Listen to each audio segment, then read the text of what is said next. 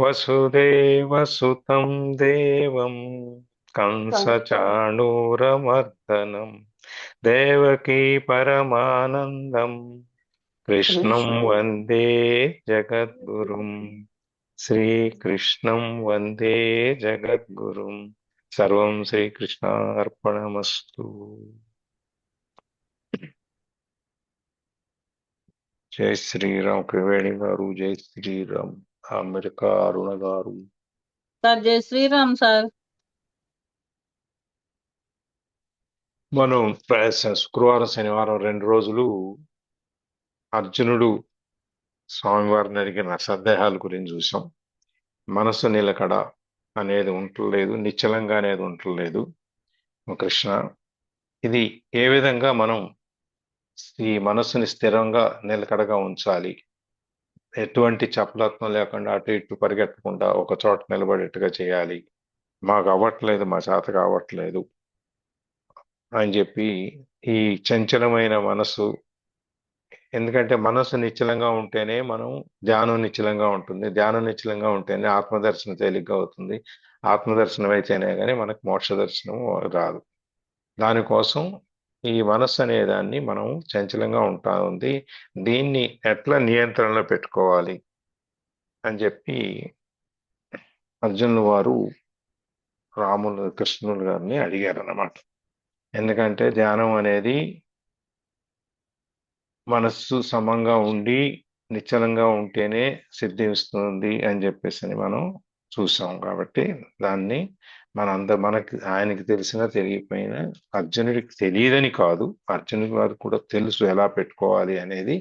కానీ మన యొక్క అవకాశం కోసం మనందరికీ ఈ సందేహాలు వస్తాయి కాబట్టి, ఎందుకంటే కళ్ళు మూసుకొని కూర్చోగానే మన మనసు ఎటో ఆలోచనలు ఎటో పరిగెడతా ఉంటది, మన మెదడులో ఉన్న ఆలోచనలు ఎటో పరిగెడతా ఉంటాయి, మన మనసు ఎటో పరిగెడతా ఉంటది. ఇవన్నీ ఎలా బయటపడాలి మేము అని చెప్పేసి అని ఆయన అడగటం జరిగింది.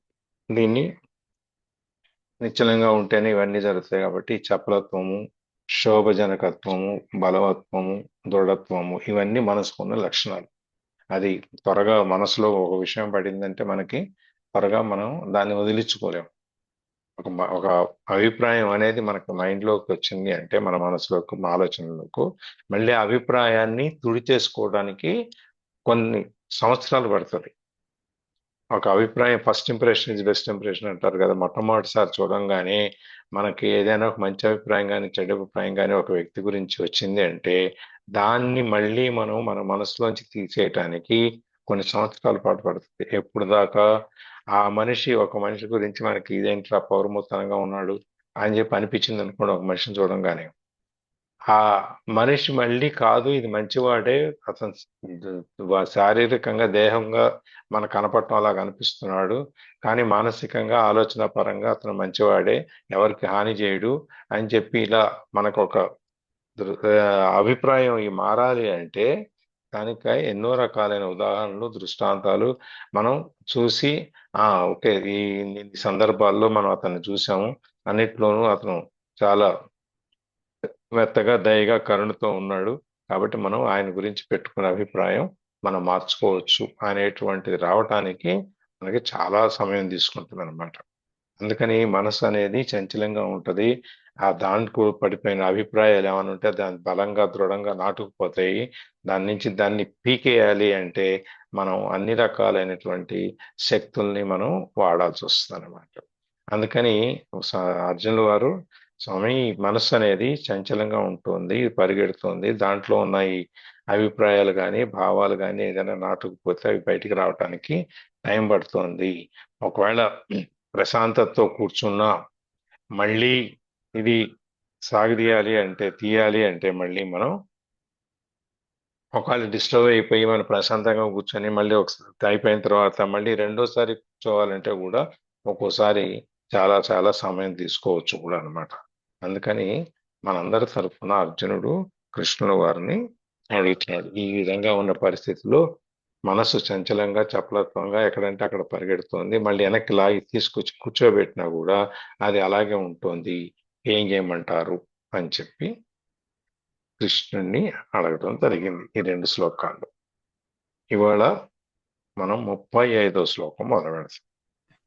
35వ శ్లోకంలో ఎవరు చదువుతున్నారు? వేణి గారు. సార్ చదువుతాను సార్. ఉమ్. శ్రీభగవానువాచ అసంశయం మహాబాహో మనో దుర్నిగ్రహం చలం అభ్యాసేన తు కౌంతేయ వైరాగ్యేన చ గృహ్యతే.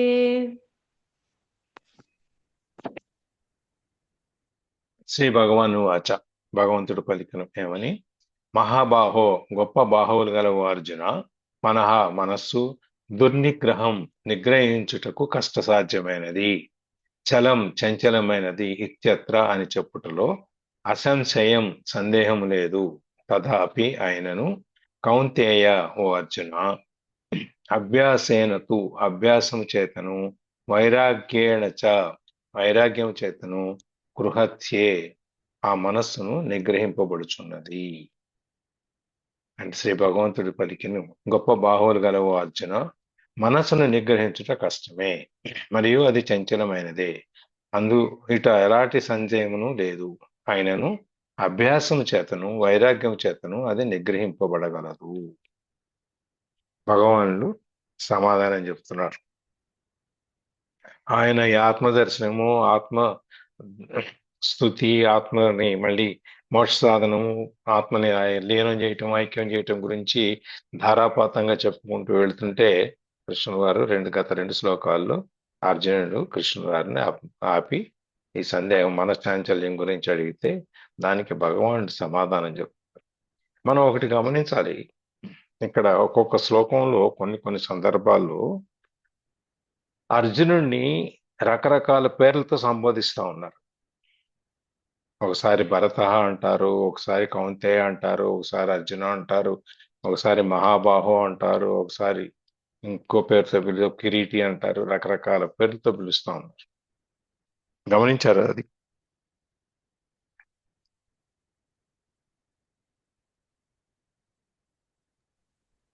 అవును సార్, పిలుస్తారు. బట్టి అలా పిలుచుకుంటారు. ఒక్కొక్క ప్లేస్ లో ఒక్కొక్క విధంగా పిలుస్తారు కదా.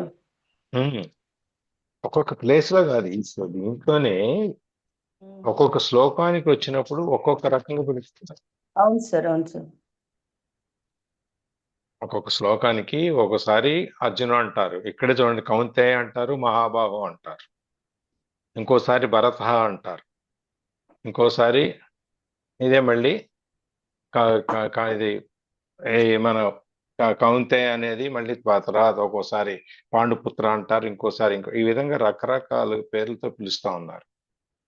ఎందుకంటే ఆ శ్లోకానికి, ఆ సందర్భానికి, ఆయన చెప్పబోయే విషయానికి సంబంధించిన పేరు ఏదైతే ఉందో ఆయన వాళ్ళని ఆ పేరుతో పిలుస్తున్నారు అనమాట. ఇక్కడ ఈ మనస్నిశ్చలము, చాంచల్యము ఇవన్నీ ఉన్నాయి అనుకున్నప్పుడు దీనికి కావాల్సింది ఏంటి? నిలబెట్టుకోవటానికి ఎక్కువసేపు కూర్చోగలిగి ఉండాలి, ఎక్కువసేపు ధ్యానం చేయగలిగి ఉండాలి. ధ్యానం చేయాలి అంటే దానికి శక్తి కావాలి, శక్తి కావాలి అంటే నువ్వు దానికి తప్పకుండా ఏర్పాటు చేసుకోవాలి. అందుకని అర్జునుడిని ఇక్కడ మహాబాహో అని పిలుస్తాడు, అంటే బలమైన చేతులు గలవాడా అని చెప్పని. అంటే శక్తివంతుడివి నువ్వు ఏదైనా సాధించగలవు అని చెప్పి ఆయన ఉత్సాహపరుస్తున్నారు ఇక్కడ అర్జునుడిని. ఆయన ఉత్సాహపరుస్తున్నారు, నువ్వు మామూలు మనుషుల్లాగా, ఒక జీవిలాగా, మామూలు మా జీవుల్లాగా నువ్వు అశక్తుడువో లేకపోతే దుర్బలుడువో లేకపోతే నువ్వు బలహీనుడువో కాదు, నువ్వు చాలా బలమైన వాడివి, బలమైనటువంటి నీకు చేతులు ఉన్నాయి, అంటే నువ్వు బలవంతా నీకు ఈయన విల్లు అస్త్రాలు వేస్తుంటాడు కాబట్టి ఎక్కువ బలం కావాలి కాబట్టి మహాబాహో అని చెప్పి పిలుస్తూ ఆయన చెబుతున్నారు అనమాట. నువ్వు చెప్పింది వాస్తవమే, మనస్సు అనేది చంచలంగా ఉంటుంది, అది నిగ్రహానికి చాలా కష్టసాధ్యమైంది అని చెప్పి మనం దాని గురించి మనం మాట్లాడుకున్నప్పుడు జిహ్వ చాపల్యం గురించి, ఇంద్రియ నిగ్రహం గురించి, మనోనిగ్రహం గురించి మనం మాట్లాడుకున్నాం. గౌతముడు యొక్క చరిత్ర దాంట్లో ఆయన ఆగ్రహానికి గురి అయింది క్షణికంలో, మళ్ళీ తర్వాత ఆత్మ పరిశీలన, మళ్ళీ ఒక అవకాశం మారడానికి ఇచ్చేది. అట్లాగే సింహ చాపల్యంలో 2 రకాలు. ఆహారాన్ని గురించి ఒక చాపల్యము, మాట్లాడటం గురించి ఒక చాపల్యము. దాంట్లో ఎట్లా మాట్లాడాలి ఏంటి అనేది ఈ విధంగా మనం ఒక సందర్భానుసారంగా మనం కూడా కొన్ని కొన్ని ఆ, దృష్టాంతాలు మనం చెప్పుకుంటాం. అట్లాగే ఇక్కడ కూడా మనకు మనసు అనేది ఆయన ఒప్పుకుంటున్నారు, చంచలమైంది, దాని నియంత్రణలో పెట్టడం కష్టము, నువ్వు చెప్పిన మాట వాస్తవమే అని చెప్పి అంటూ, అయితే దీనికి మనం భయపడాల్సిన అవసరం ఏమీ లేదు. మనసు చంచలమైంది కాబట్టి మనకు భయపడాల్సిన అవసరమే లేదు. అది అసాధ్యమైనది ఏం కాదు. మనసుని మనకు నియంత్రణలో తెచ్చుకోవటం అనేది అసాధ్యమైనది ఏం కాదు, సాధ్యమే. అయితే దానికి మనం కొంచెం ప్రయత్నం చేయాలి. నేను కళ్ళు మూసుకుని కూర్చున్నాను, నా మనసు పరిగెడుతుంది, ఆలోచనలు ఎటు వెళ్ళిపోతున్నాయి, నా కంట్రోల్లో ఉండట్లేదు, నేను ఏం చేయాలి అని చెప్పి మనం చేతులు ఎత్తేసి కూర్చోకూడదు. దాన్ని మనం ప్రయత్నపూర్వకంగా ఏం చేయాలి అనేది ఆలోచించాలి. దానికే ఇక్కడ అర్జునుడు కృష్ణుడిని అడిగింది, దానికి ఏం చేయమంటారు అంటే ఆయన 2 ఉపాయాలు చెప్తున్నారు దానికి. అందులో ఒకటి అభ్యాసము, ఇంకొకటి వైరాగ్యం. అభ్యాసము అంటే చేసిన పన్నే మళ్ళీ మళ్ళీ చేస్తూ ఉంటాం, అంతేనా? అంతే సార్. అందుకని ఒక్కసారి 10 పనులు ఒకేసారి 10 పనులు చేసే బదులు ఒకే పనిని 10 సార్లు చేయమంటారు మన మేనేజ్మెంట్ పాలసీలో. కొత్త న్యూ మేనేజ్మెంట్ సిస్టమ్స్ లో చెప్పేది ఏంటంటే, మీరు చేసే పని, నేను 10 పనులు చేశాను ఈ గంటలో ఇవాళ అని చెప్పే బదులు, ఆ 10 పనులు నార్మల్గా రోజు చేసుకునే కార్యక్రమం కాకుండా ఒకే పని నువ్వు 10 సార్లు చేస్తే దాంట్లో నీకు ప్రావీణ్యత వస్తుంది, కాబట్టి నువ్వు ఒకే పని ముందు 10 సార్లు చెయ్యి అని చెప్తారు అన్నమాట. అందుకని ఇక్కడ కూడా మనకి సాధనమున పనులు సమకూరు ధరలోన ధరలోన, అభ్యాసము ఉమ్, అభ్యాసము కూసు విద్య.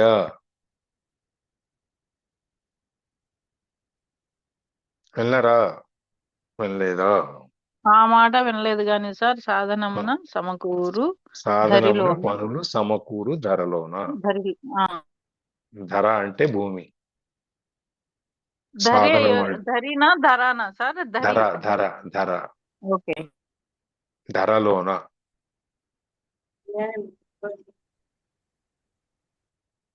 సాధనం అంటే అభ్యాసం చేయటం వలన, ఒకే పని చేయటం వలన మనకి పనులన్నీ సక్రమంగా పూర్తవుతాయి అని చెప్పి అర్థం. అట్లాగే అభ్యాసము కూసు విద్య.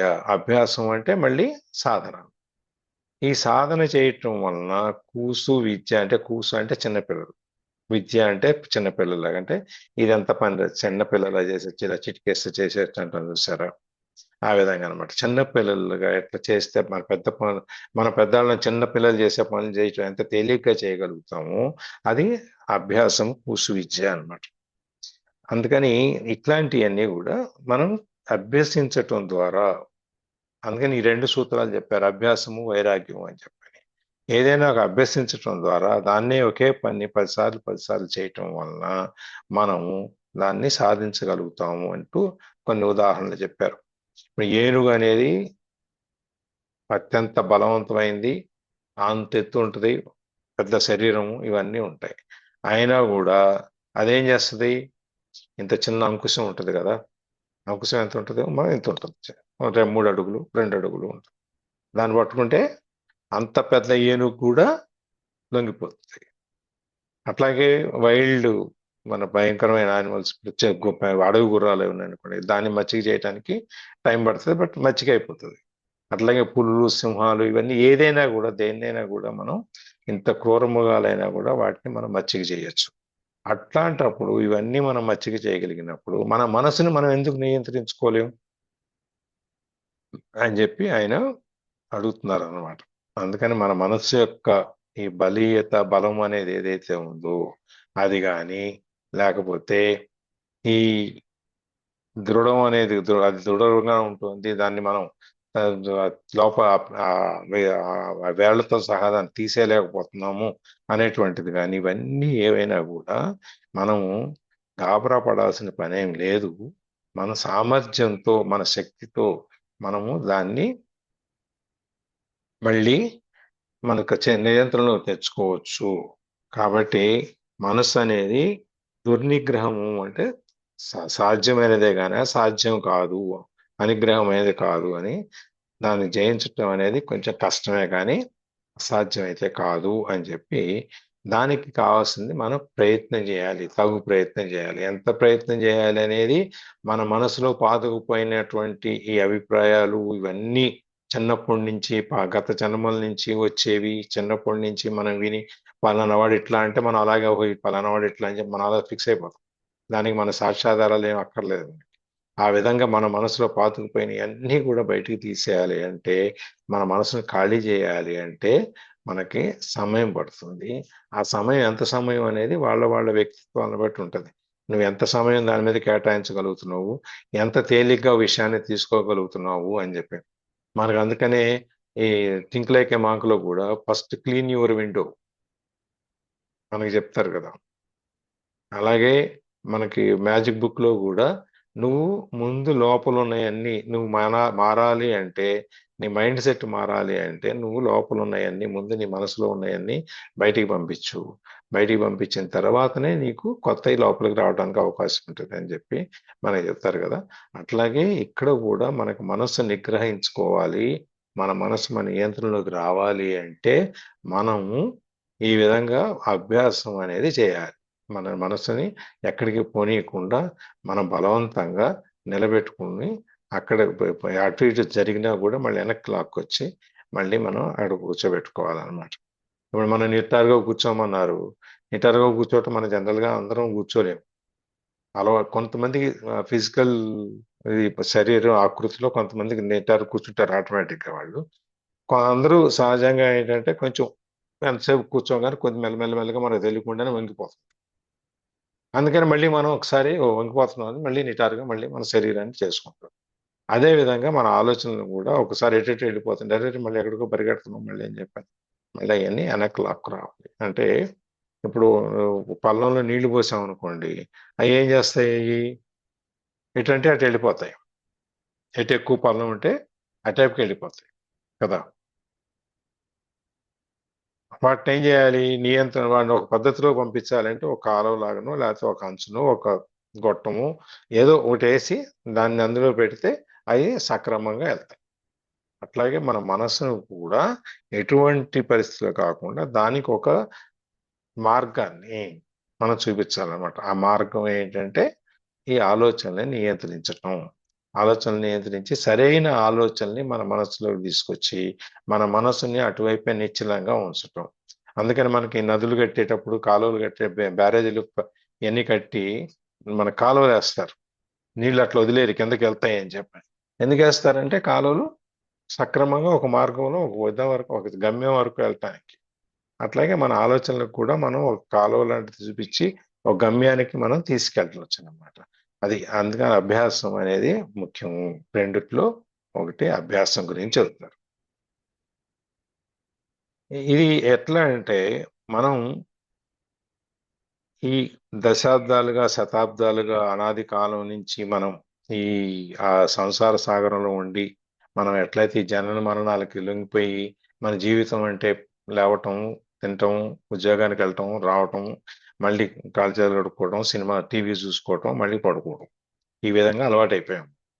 వీటన్నిటిలో నుంచి ఈ అలవాటుని మనం తీసేయాలి, లేదు ఈ అలవాట్లో మనం మార్పు తీసుకురావాలి అంటే మనం కొన్ని పద్ధతులు. ఇప్పుడు నేనే ఉన్నా, పొద్దున్న 5ంటికి వచ్చి కూర్చుంటా. స్నానం చేసేవాడిని కాదు ఇంతకుముందు.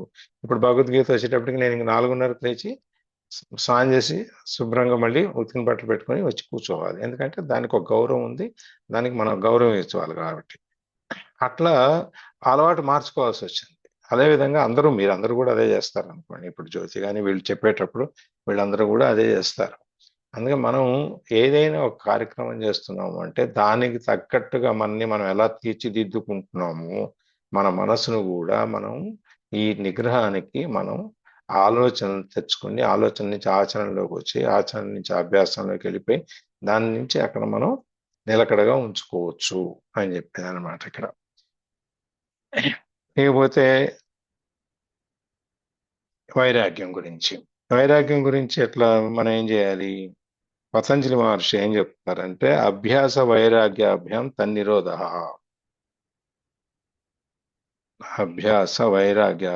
అభ్యాసం చేయటం వలన వైరాగ్యాన్ని కూడా మనము నివారించవచ్చు అని చెప్పాను. మనం ఎట్లా ఇది నివారించాలి అంటే వైరాగ్యం అనేది ఈ దృశ్య విషయాలు మనకు కనపడే వాటన్నిటి మీద మన మనసు పరిగెడుతుంటది కాబట్టి దానికి ఉన్న దోషాలు ఏవైతే ఉన్నాయో దాని మీద రకరకాల దోషాలు మనకి నక్షత్రాల గురించి చెప్పుకుంటాం. మనం ఇంతకుముందు చెప్పుకున్నాం జన్మ నక్షత్రాలు, దాంట్లో పాదాలు, గ్రహాల్లో నుంచి నక్షత్రాల నుంచి ఒకటో పాదం, రెండో పాదం, మూడో పాదం, నాలుగో పాదం, మనం ఏ పాదంలో పెట్టామో దానికి ఉన్న కొంతమందికి కొన్ని జాతక దోషాలు ఉంటాయి, కొన్ని నక్షత్ర దోషాలు ఉంటాయి, కొన్ని జన్మ దోషాలు ఉంటాయి, కొన్ని ఈ గ్రహ పరిస్థితులు తేడా ఉంటాయి. వీళ్ళందరూ ఏం చేస్తారు? వీటిని తగ్గించుకోవటానికి లేకపోతే వాటిలోంచి బయటికి రావడానికి కొన్ని పరిహారాలు, ఆచారాలు ఏవో మనం చేస్తూ ఉంటాం కదా.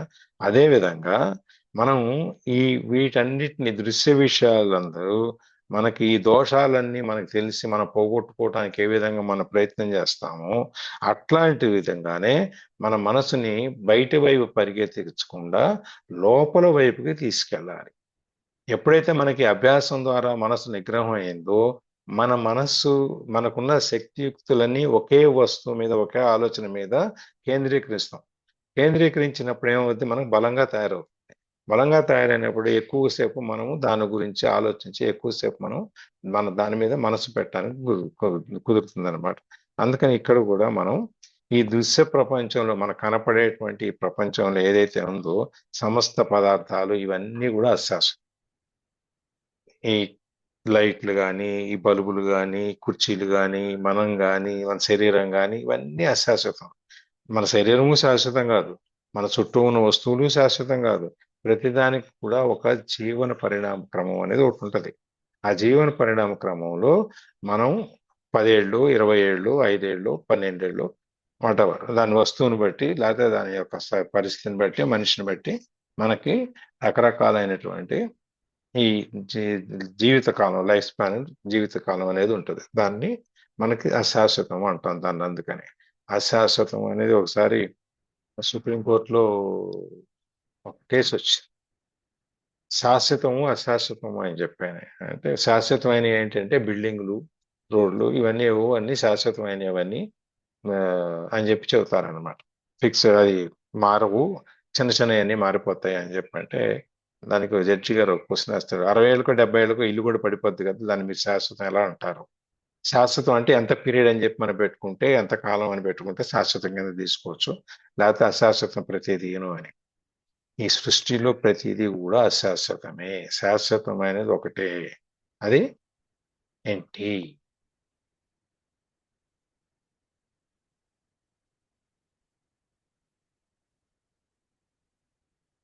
శాశ్వతమైనది ఏమిటి? జై శ్రీమన్నారాయణ సార్.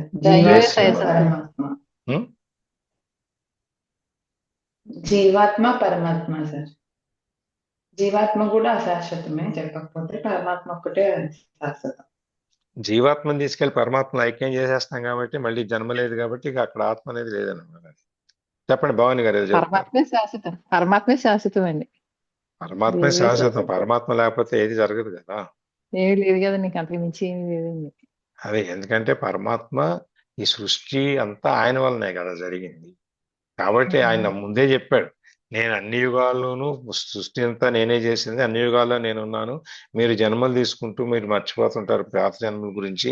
నేను అన్ని యుగాల్లో నేనే ఉంటాను కాబట్టి నేను మర్చిపోను ఏ జన్మలో ఏం జరిగిందో, మీ జన్మలన్నింటిలో ఏం జరిగిందో నేను చెప్తాను అని చెప్పి మనకి ఇంత ముందు శ్లోకాల్లో ఆయన చెప్పారు.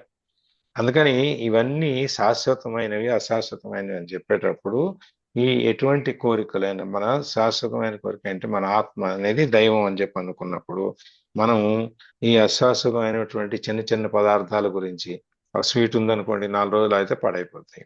కూర ఉందనుకోండి తెల్లారిపాటికి పాడైపోతాయి. ఎంత మనం ఎన్ని చేసినా.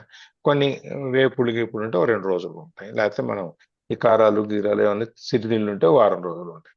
ప్రతి దానికి కూడా ఒక జీవితకాలం అనేది మనకు ఉంది కాబట్టి దాంట్లో వీటి అశాశ్వతమైన వీటన్నిటి మీద మన మనసుని కేంద్రీకరించే దానికంటే శాశ్వతమైనటువంటి ఆత్మ దైవము అనేది శాశ్వతం కాబట్టి దాని మీదనే మనకు కోరిక ఉండాలి అని చెప్పి చెప్తున్నారు అనమాట. వైరాగ్యం అనేది మిగిలిన వాటన్నిటిలో నువ్వు వైరాగ్యం తీసుకుంటే వదిలే వాటి మీద విరక్తి తెచ్చుకొని నీ ఆత్మని తీసుకొచ్చి నా దగ్గర పెట్టు, నీ మనస్సును తీసుకెళ్ళి ఆత్మ దగ్గర పెట్టు, నీ లోపలికి వెళ్ళు, అంతర్ముఖుడు అవ్వు, నువ్వు లోపలికి వెళ్ళి చూసుకో. లోపలికి వెళ్ళి చూసుకున్న తర్వాత నీ ప్రాపంచిక భోగాలు ఇవన్నీ వదిలేసి నువ్వు లోపలికి వెళ్ళి మనసు నీ లోపలికి పెట్టుకుని అక్కడి నుంచి ఆత్మని పైకి తీసుకొచ్చి ఆత్మ ద్వారా నువ్వు నన్ను చేరుకో అని చెప్పి ఇక్కడ వైరాగ్యం అనే దాని గురించి చెబుతున్నారన్నమాట. ఎందుకంటే ఈ మనం మన బయట విషయాల మీద ప్రాపంచికమైన వస్తువుల మీద విషయాల మీద మనం ఎంత దృష్టిని పెడితే మనము మా ఆత్మ దర్శనానికి అంత దూరం అవుతున్నాము. మనకి నవవిధ భక్తుల్లో మనకు అవకాశం ఉన్నవి మననము, తలుచుకోవటము, చదువుకోవటము, లేకపోతే దాని గురించి ఆలోచించటం, మా ఎక్కువ పూజలు చేసుకోవటం, స్తోత్రాలు చదువుకోవటం, ఇవే కదా మనకు ఉన్నది. ఎక్కువ మిగిలిన యజ్ఞయాగాలు హోమాదులు ఇవన్నీ మనకి రెగ్యులర్ గా చేయాలంటే మనకి శక్తి చాలదు కాబట్టి మనకి ఈ నవవేద భక్తులు 9 రకాలైన భక్తుల్లో మనం వీటిని మన చిన్నగా చేసుకుంటాం. అందుకని మననము అంటే దాని గురించే చెప్పుకోవడం. మనం హరే రామ రామ రామ హరే అని చెప్తావా, లేకపోతే శ్రీరామ రామ రామేతి అని చెప్తావా, లేకపోతే ఆపదాం అపహర్తారం అని చెప్తావా, ఏం చెప్తావు అనేది నీ ఇష్టం, ఏ విధంగా తలుచుకుంటావు. అయ్యి లేదు అంటే హాయిగా చింత లేదు మనకు రాముని చింత ఉన్న వరకు అని పాడుకుంటావా, నీ ఇష్టం. కానీ నువ్వు 24 గంటలు నీ మనస్సు నిద్రపోయినప్పుడు కూడా నీ మనస్సుని నువ్వు అక్కడ కేంద్రీకరించు. ఆ విధంగా నువ్వు ఈ వైరాగ్యం అనేది తెచ్చుకుంటే నువ్వు ఆ విధంగా మన ఆత్మని దర్శించుకుని ఆత్మ ద్వారా నువ్వు మోక్ష దర్శనానికి నువ్వు రాగలుగుతావు అని చెప్పనమాట.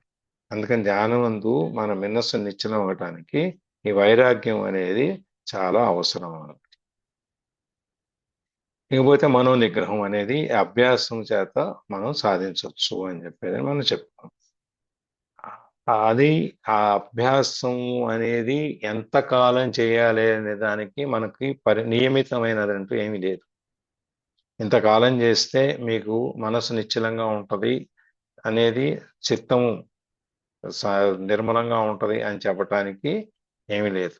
అది ఎవరెవరి యొక్క వ్యక్తిగతమైనటువంటి సమయము, వ్యక్తిగతమైనటువంటి స్వభావం. ఆ వ్యక్తిగత స్వభావాన్ని బట్టి వాళ్ళు ఎంత త్వరగా ఎంత దీక్షగా నేను ఇందులోంచి బయటికి రావాలి అనేటువంటి ఎంత తపన ఉండి దాంట్లో నుంచి బయటకు వస్తేనే వాళ్ళకి అవుద్ది. సర్లే గంట కూర్చుందాము, గంట సేపు మనకి ఆలోచనలు అవుతాయి కదా అని చెప్పి గంట కూర్చున్నాం అనుకోండి, అంతటితో ఆగిపోద్ది, మళ్ళీ ఆలోచనలు వస్తుంటాయి.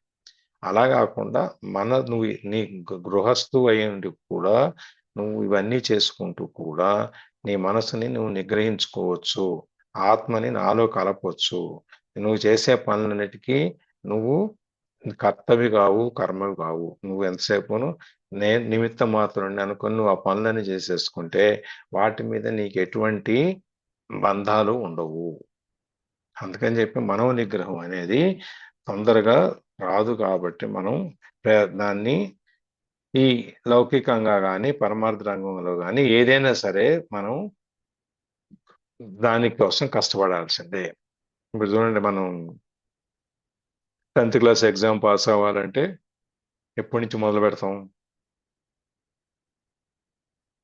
9th క్లాస్ నుంచో 8th క్లాస్ నుంచో రుద్దటం మొదలెడతాం, అవునా?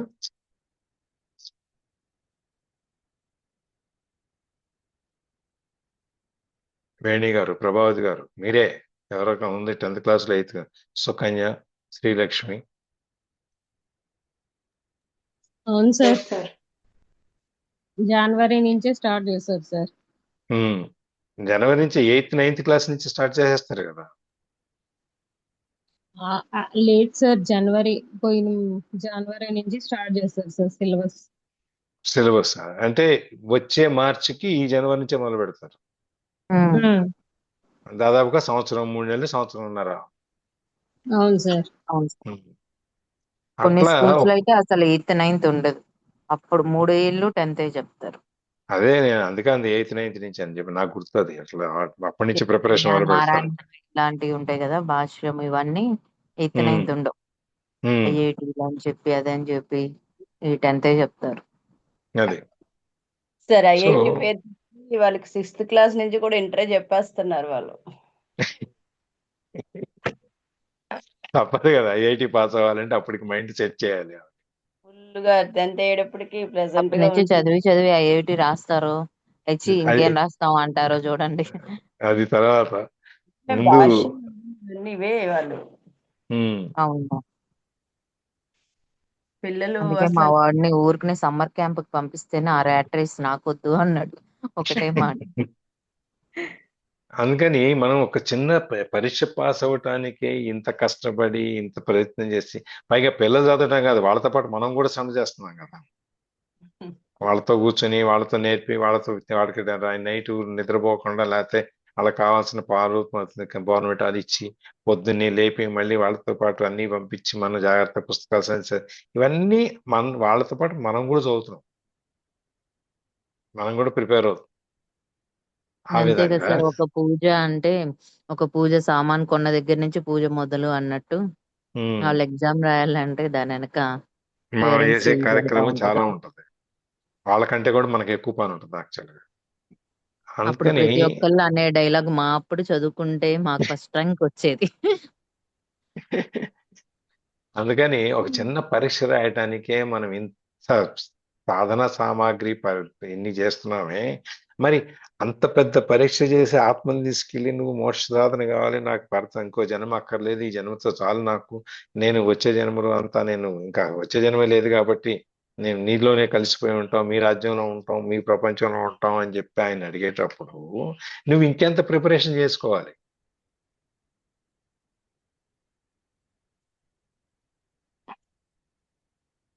ఒక పూజ చేసుకోవాలంటానికే మనం సామాన్లను తెచ్చుకొని కింద ముందు రోజు గదంతా తుడుచుకొని, లేకపోతే పొద్దున్నే గదంతా పూజగా తుడుచుకొని, మళ్ళీ మనకున్న ఎన్ని చాలా రకాల పటాలు, మూర్తులు, విగ్రహాలు ఉంటాయి కదా లోపల, అవన్నిటిని శుభ్రి చేసుకొని మళ్ళీ వాటికి అలంకారం, పాత నిన్నటి చేసిన అలంకారం తీసేసి మళ్ళీ వాళ్ళ కొత్త అలంకారం చేసుకొని మళ్ళీ బొట్లు పెట్టుకొని మన కూర్చుని మనం ఈ పుస్తకాలను తీసుకొని దీపం వెలిగించి ఈ షోడశోపచారాలన్నీ చేసి అక్కడి నుంచి అష్టోత్తరాలన్నీ ఎంతమందికి అన్ని అష్టోత్తరాలు అది అన్నీ చేస్తే గానీ పూజ కంప్లీట్ అవ్వదు.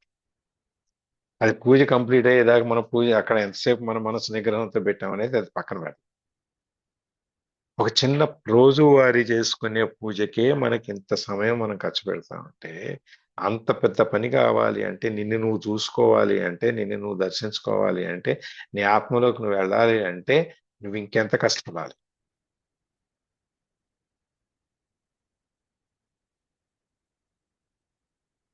అందుకని వైరాగ్యము అని చెప్పారు.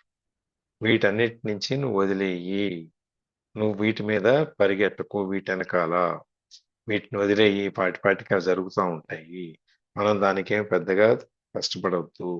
మనకు కావాల్సింది మన అన్ని వృత్తులు, మన మనసు, చేతలు, పనులు, మాటలు అన్ని తీసుకొచ్చి నా దగ్గర పెట్టు.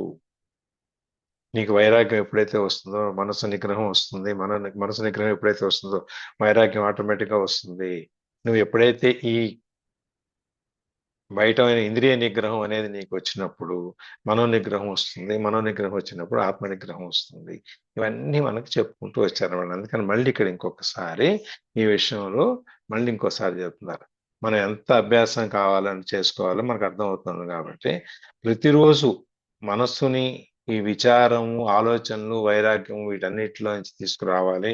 మనం బాహ్యం నుంచి తీసుకొచ్చి లోపలికి ఆత్మజ్ఞానం అంతరంగాన అంతర్ముఖమయ్యి అవన్నీ చేసుకోవాలి అంటే మనం ఎంతో కష్టపడితే గాని తొందరలో ఆ మనసు స్వాధీనపడి ఆత్మ యందు నిరంతరము మనకి అది ముక్క అయిపోయి అది కలిసిపోయి ఉంటుంది అనమాట.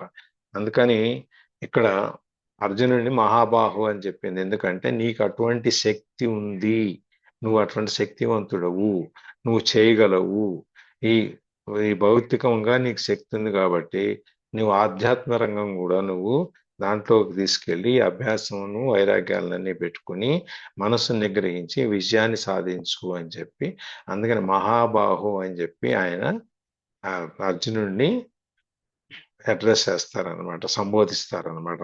అందుకని ఒక్కొక్క శ్లోకంలో ఒక్కొక్క చోట మనకి అర్జునుడిని రకరకాల పేర్లతో సంబోధించడం యొక్క అర్థం ఏంటి అంటే, ఆ శ్లోకానికి కావలసినటువంటి శక్తి సామర్థ్యాలు నీకు ఉన్నాయి అని చెప్పి తెలియజేయటం కోసం. ఓ భరత అంటే నువ్వు భరత వంశంలో వచ్చిన వాడివి, నీకు ఒక వంశము, దానికి ఒక ప్రాశస్త్యము, దానికి ఒక కీర్తి, దాంట్లో మహామహులు గొప్ప వాళ్ళందరూ పుట్టారు, అట్లాంటి వంశంలో పుట్టినవాడి నువ్వు, ఇది పెద్ద విషయం కాదు నీకు అని ఒక వాళ్ళకి ఎంకరేజ్మెంట్ చేయటం, వాళ్ళ ఉత్సాహాన్ని కలిగించటం, ఈ ఇన్స్పిరేషన్ లోపల నుంచి దానికి తయారు చేయటం, ఇవన్నిటి కోసం ఆయన ఒక్కొక్క పేరుతో మనకు పిలుస్తున్నారు అనమాట. అందుకని ఇక్కడ మహాబాహు అంటే నువ్వు చేయగలవు, నీకు అంత శక్తి సామర్థ్యాలు ఉన్నాయి అని చెప్పి ఈ శ్లోకంలో మనకి ఈ చంచలమైనటువంటి మనస్సుని నిగ్రహించుకోవటము ఎలా అనే దాని గురించి అర్జునుల వారికి కృష్ణుల వారు బోధించారనమాట. ఇక్కడ ఒక చిన్నది, మనం ఈ ఆత్మ అనేది లీనం చేయటం అనేది ఎలా అనేది ఒక చిన్న కటింగ్ చూద్దాం. ఒక చిన్న ఆర్టికల్ చిన్నది ఉంది, అది దాంట్లో మనం ఈ నిగ్రహం వైరాగ్యము ఇవన్నీ అయిన తర్వాత కూడా మనకు ఒక సందర్భంలో చెప్పారు, నువ్వు ఎప్పుడైతే అవతల వాళ్ళలో ఆత్మను నువ్వు చూడగలుగుతావో, నీ ఆత్మలో నిన్ను అవతల వాళ్ళని చూసుకోగలుగుతావో, అప్పుడు నీకు ఈ కామ క్రోధాలు ఇవన్నీ పోతాయి. పోయిన తర్వాత నీకు కనపడేది ప్రేమ, కరుణ, దయ, అవతల వాళ్ళని గౌరవించటం, ఇవే మిగులుతాయి అని చెప్తారు కదా. ఇక్కడ అదే అనమాట, ఈ ఆత్మలీనములు అనేది ఒకసారి నువ్వు ఇవన్నీ అయిపోయిన తర్వాత నీకు జీవితం అనేది ప్రేమమయం, ప్రేమతో నిండిన తర్వాత, ఇప్పుడు సత్సాయిబాబా, పుట్టపర్తి సాయిబాబా అదే కదా చెప్తారు, ప్రేమించండి ప్రేమమయం అంతా అని చెప్పని. అందుకని ఒకసారి మనం ఆ ప్రేమమయం అనే దాంట్లో, ప్రేమ అనే దాంట్లోకి మనం కూరుకుపోయినప్పుడు అన్నిటినీ వస్తువుల్ని యాజ్ ఇట్ ఈజ్ గా ఉన్నదాన్ని ఉన్నట్లుగా నువ్వు ప్రేమించగలగాలి. నేను ఇలా ఉంటే బాగుండేది, ఇలా ఉంటే నేను ఇంకా బాగా ఆకర్షితమయ్యేది అనేది కాదు. ఏ వస్తువు ఎక్కడ ఎలా ఉందో దాన్ని అదే విధంగా నువ్వు ప్రేమించగలగాలన్నమాట. ఆ విధంగా ప్రేమ అనే దాన్ని నువ్వు సమానంగా సమత్వంతో అందరికీ పంచినప్పుడు అప్పుడు ఈ నేను అనేటువంటి అహం ఏదైతే ఉందో అది కరిగిపోతుంది. అప్పుడు నీకు నేననేది ఉండదు. నువ్వు ఎప్పుడైతే అందరినీ ప్రేమతో చూస్తావో, ప్రేమతో కలుపుతావో, అందరినీ అంతా ప్రేమమయంగా నువ్వు అనుకుంటావో, అప్పుడు నీకు అంతా కూడా ఇక అందరూ నీ వాళ్ళే, నీవే అందరి వాళ్ళలాగా అయిపోతావు. అందుకనే అందరిలో నిన్ను చూసుకో, నీలో అందరినీ చూడు అని చెప్పి భగవంతుడు చెప్పింది. నన్ను చూడగలిగినప్పుడు నేను వాళ్ళని చూడగలుగుతాను అని చెప్పి చెప్పింది అదే అనమాట. నువ్వు ఎప్పుడైతే అందరినీ ప్రేమతో చూస్తావో, ప్రేమమయంగా చూసుకుంటావో, అప్పుడు ఈ ఈ ఆ ప్రపంచం అంతా నీకు ఒకే విధంగా కనిపిస్తుంది అనమాట. అందుకని ఇది మనల్ని మనం మర్చిపోవడం ఎంతగా అంటే, ఇప్పుడు మనకి మన తుకారాం చరిత్ర కనుక మనం చూస్తే, తుకారాం కుండలు చేస్తాడు, మట్టి దొక్కుతూ ఉంటాడు ఇంట్లో. భార్య బయటికి వెళ్తుంది, చంటి బిడ్డ ఉంటాడు. ఆ చంటి బిడ్డ పాక్కుంటూ వచ్చి మట్టిలోకి వచ్చేస్తాడు. తుకారామేమో ఆయన గానాల్లో, పాటల్లో స్వామిని దాంట్లో లీనమైపోయి తొక్కుతూ ఉంటాడు. అట్లాగే ఆ బిడ్డ కూడా అందులోకి వచ్చేస్తుంది, ఆ బిడ్డను కూడా తొక్కేస్తుంది. తల్లి వచ్చి తర్వాత చూసుకుంటే బిడ్డ ఉన్నాడు. బిడ్డ ఎక్కడ తర్వాత చూస్తే మట్టిలో రక్తం అది అంతా కనపడుతుంటే, అప్పుడు ఆమె సహజంగా తల్లి కాబట్టి తుకారాం గారిని కొంచెం దూషించడం జరుగుతుంది. అప్పుడు ఆయన సరే మళ్ళీ భగవంతుడు ప్రార్థన, మళ్ళీ ఆ భగవంతుడు వచ్చి మళ్ళీ బతికించి ఇవ్వటం భక్తుడికి, ఇదంతా జరుగుతుంది అనమాట. అంటే మైమరచిపోవటం అనే దాని గురించి కోసం నువ్వు ఒకసారి ఆ ప్రేమ మార్గంలోకి వెళితే నీకు ఈ ప్రపంచం అంతా నువ్వు మర్చిపోతావు. అది శాశ్వతమైంది. అందుకని ఇక్కడ మనం ఈ మన వ్యక్తిత్వం అనేది, భావోద్వేగాలు అనేవి అవేం ఉండవు ఇక అప్పుడు మనకి. మన తినటం, నిద్రపోవటం ఇవన్నీ కూడా మనం ఎట్లయితే మన ఆయన వాళ్ళతో మనం ఎలా కలిసి ఉండాలనుకుని మనం చేయాలనుకుంటామో అవన్నీ అక్కడి నుంచి వెళ్ళిపోయి నీకు ఈ నేను అనేటువంటిది మెల్లమెల్లగా చెరిగిపోద్ది అనమాట. మనం అందరితోనూ సమానంగా ఉంటాం, అందరితోనూ ప్రేమగా ఉంటాం కాబట్టి వ్యక్తిగత స్వరూపం అనేది తగ్గిపోద్ది అనమాట. అవతల వ్యక్తి సంతోషంలో మన సంతోషాన్ని చూసుకుంటాము, అవతల వ్యక్తిలో మన ప్రేమను మనం చూసుకుంటాము. అట్లా ఈ విశ్వ చైతన్యంగా మారిపోద్ది ఈ ప్రేమ అనేది. అందరూ ప్రేమమయంగా, ఇప్పుడు నేను ప్రేమగా మాట్లాడితే మీరు ప్రేమగా మాట్లాడు కదా. అంతే సార్. నేను కొంచెం పరుషంగా మాట్లాడాను అనుకోండి, మీరు కొంచెం బాధపడతారు, కొంచెం ముభావంగా ఉంటారు.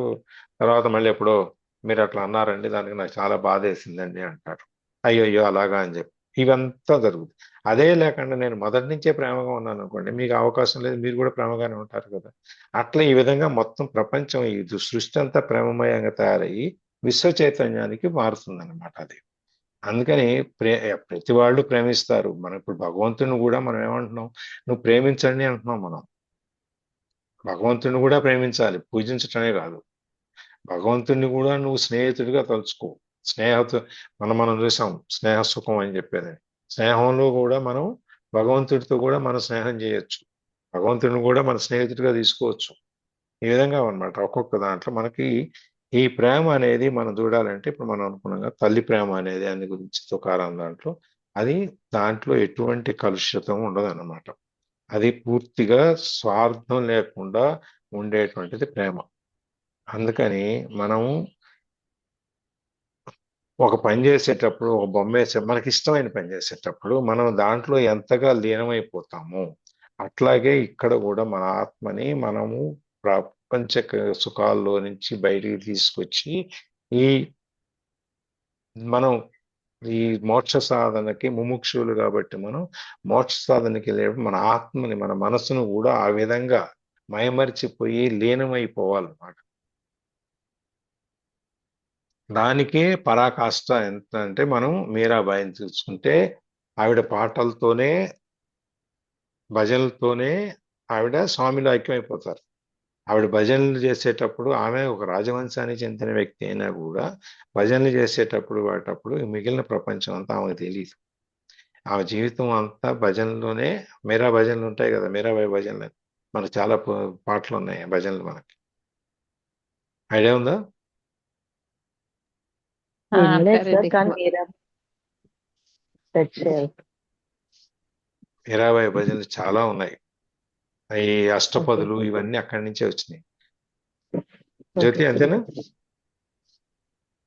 జయదేవుని అష్టపదులు, మీరాబాయి భజనలు, చాలా భజనలు ఉన్నాయి.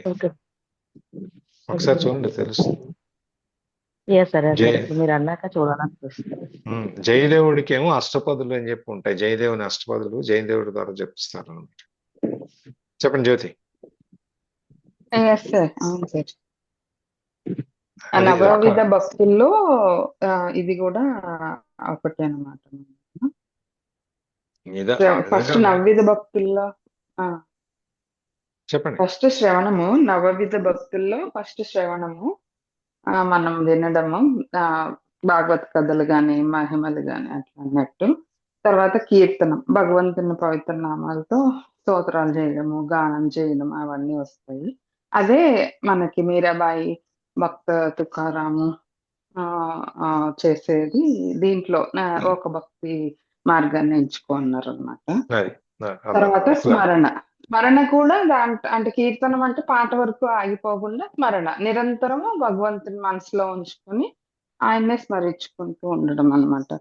సో తర్వాత పాద సేవన, ఆయన్ని పాదాలను సేవిస్తున్నట్లు మనం అనుకోవడం అన్నమాట. తర్వాత అర్చన, మనం ఆల్రెడీ అర్చన మనం రోజు పూజ చేస్తాం కదా. సో ధూప దీప నైవేద్యాలతోని స్వామిని. సో అట్లా అన్నమాట. తర్వాత వందనం, లాస్ట్ లో సాష్టాంగ నమస్కారం చేస్తాం కదా, అది.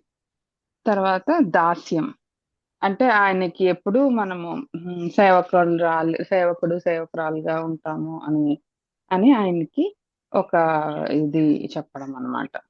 ఉదాహరణకి హనుమంతుడు అన్నమాట. అంత అంత ఇదిగా మనం కూడా అవ్వాలి అన్నట్టు అన్నమాట. తర్వాత స్నేహం, ఇప్పుడు మీరు చెప్పారు కదా, భగవంతుడితో స్నేహంగా ఉండాలి అండ్ ప్రేమపూర్వకంగా ఉండాలి అండ్ మనం మాట్లాడుతూ ఉండాలి అన్నట్టు, అది స్నేహం. తర్వాత ఆత్మ నివేదన, అప్పుడు అన్నిటికన్నా లాస్ట్ ఇవన్నీ పైవన్నీ మనకి తెలియకుండా జరుగుతూ ఉంటాయి. లాస్ట్ లో ఆత్మ నివేదన, సంపూర్ణంగా అప్పుడు ఆత్మని మనస్సు శరీరము ఆత్మ అన్ని ఆయనకి అర్పించడం అన్నట్టు సార్. ఈ నివేదన నవవిధ చేయటం అంటే భక్తులు. నివేదన చేయటం అంటే 10 రకాల స్వీట్లు హాట్లు పెట్టడం కాదు. నివేదన మనని మనం నివేదించుకోవాలి. ఆత్మ నివేదన అంటే అది అట్లా అన్నమాట.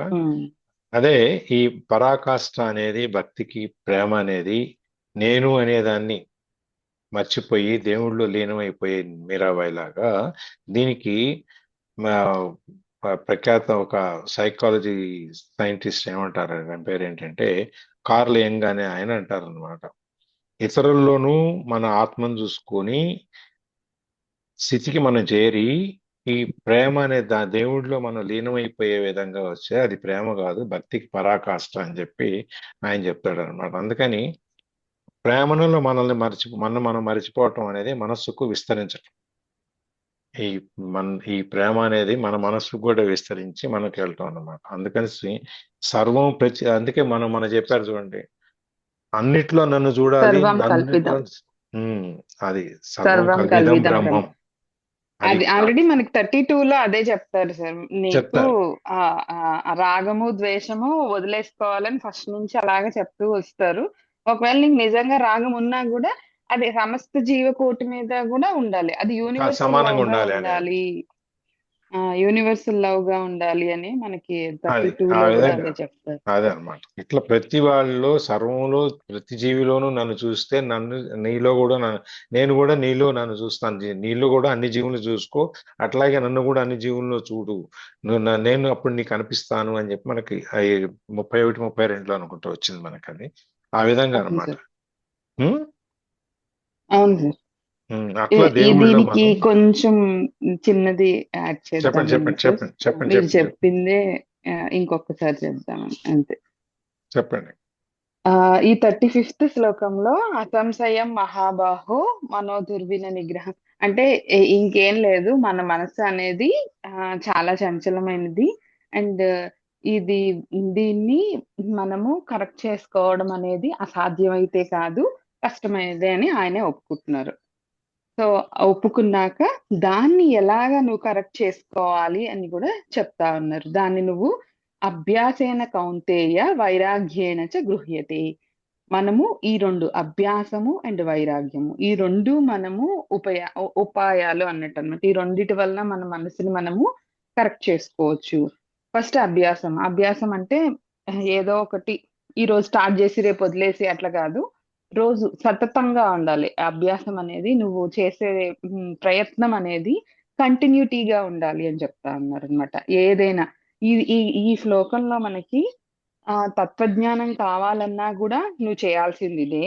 అది కాకుండా నీకు ఈ ప్రపంచంలో నీకు ఏదైనా ఒక పెద్ద గోల్ నువ్వు సాధించాలన్నా కూడా నీకు కావాల్సింది ఇదే, అభ్యాసము అండ్ వైరాగ్యము. ఈ రెండు ఉంటేనే నీకు నువ్వు అనుకునే గోల్ అది ఏదైనా కూడా, తత్వజ్ఞానమైనా కూడా, లేదు అని అంటే ఇదేనా నీకు ఈ బాహ్య ప్రపంచంలో ఉండే లక్ష్యమైనా కూడా సాధించగలవు అని చెప్తున్నారు.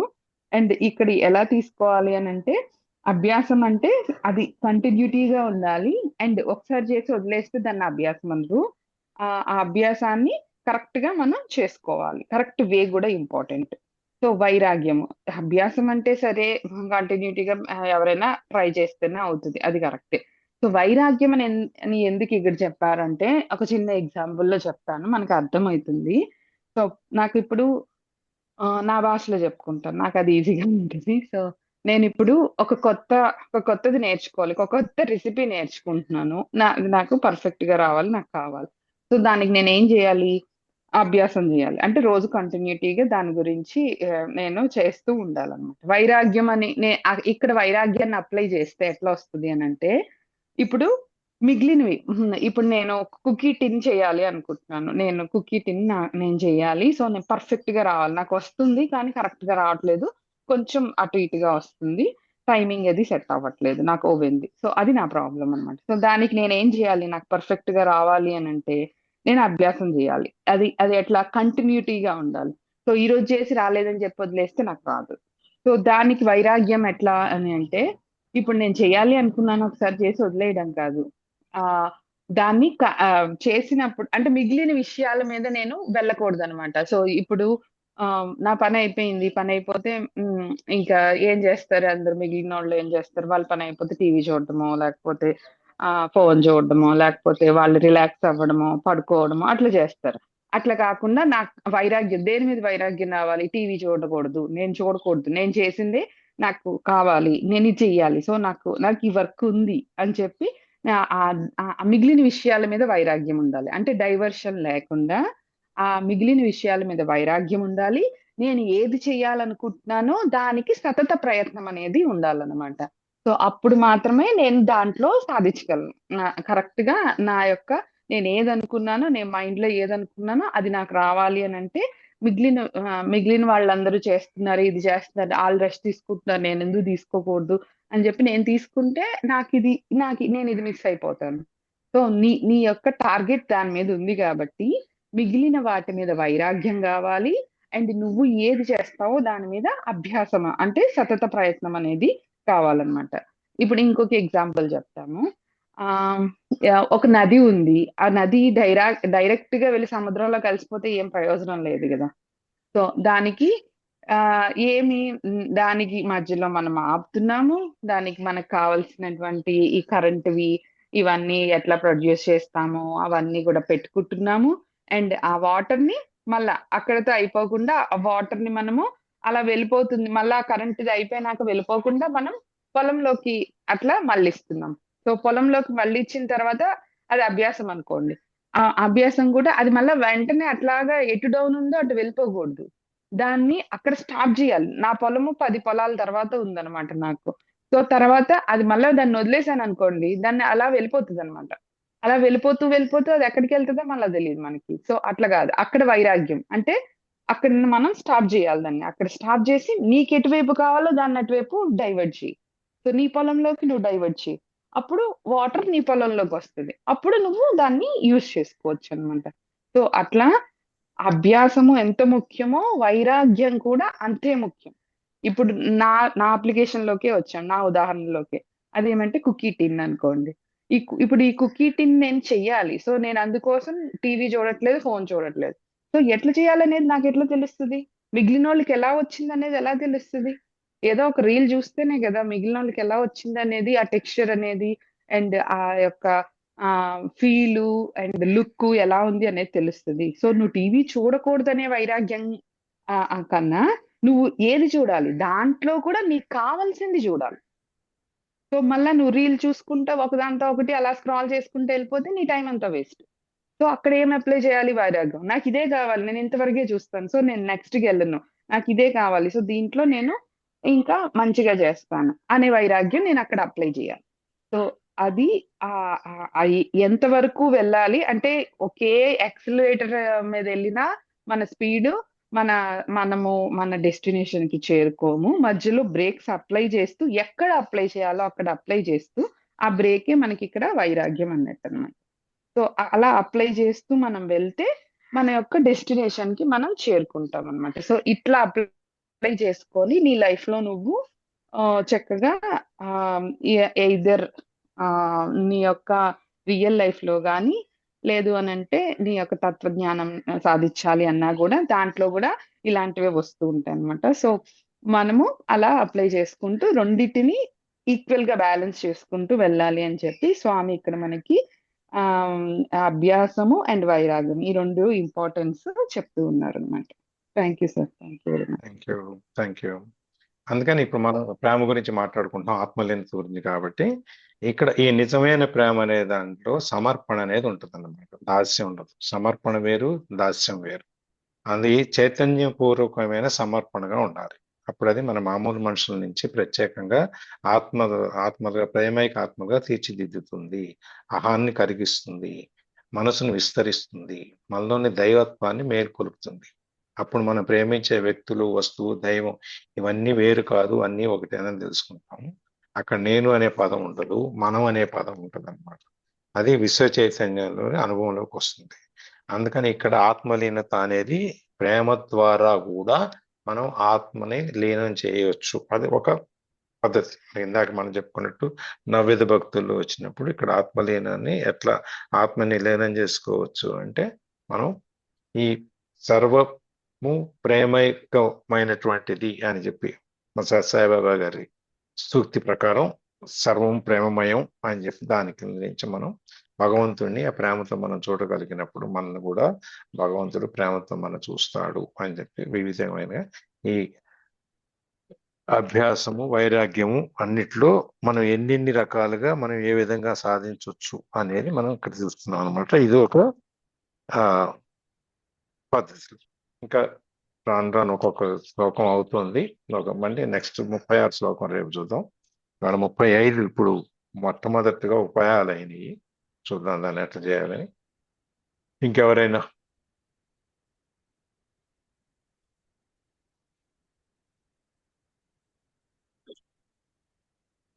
మ్యాట్రన్ క్లోజింగ్ ప్రేయర్కి వెళ్ళిపోదామా?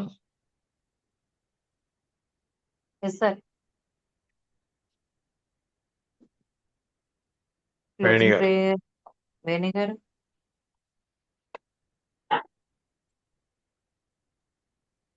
योगेशं सच्चिदानन्दं वासुदेवं व्रजप्रियं धर्मसंस्थापकं वीरं कृष्णं वन्दे जगद्गुरुं శ్రీకృష్ణం వందే జగద్గురుం.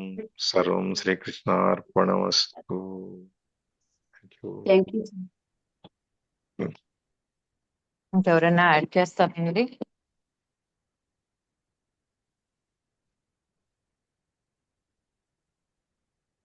గంగా భవాని గారు,